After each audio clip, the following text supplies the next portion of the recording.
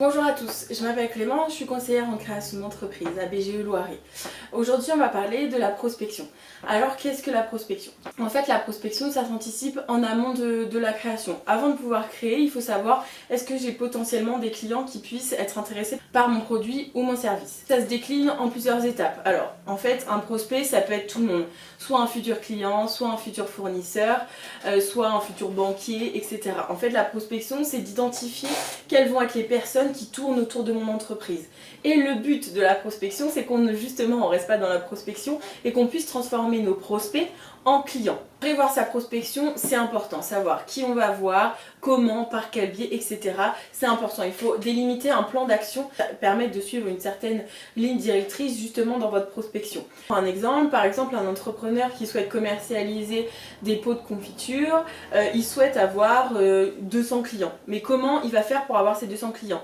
Et en fait ça, il faut qu'il fasse un plan d'action de déterminer comment il peut faire pour avoir ces 200 nouveaux clients. Important. Plus j'ai un contact direct avec mes prospects et donc mes futurs clients, mieux c'est. En fait, un prospect que vous n'avez jamais rencontré s'appelle un prospect froid.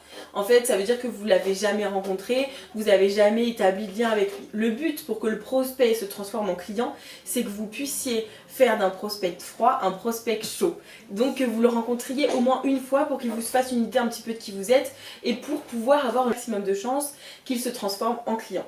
Vous allez me demander comment je fais pour transformer ce prospect froid en prospect chaud. En fait, il y a plusieurs manières de faire. À votre charge de déterminer quels vont être vos moyens, ceux qui vous concernent le plus et ceux auxquels vous êtes le plus à l'aise.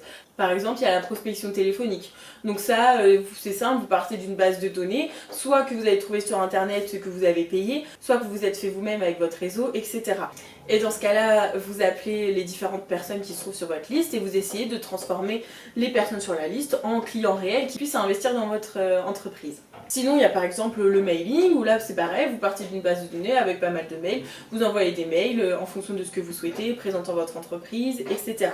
Il existe beaucoup de manières de prospecter. En fait, c'est en fonction de vous, ce que vous souhaitez, quelles sont vos valeurs et quels sont les biais que vous préférez utiliser.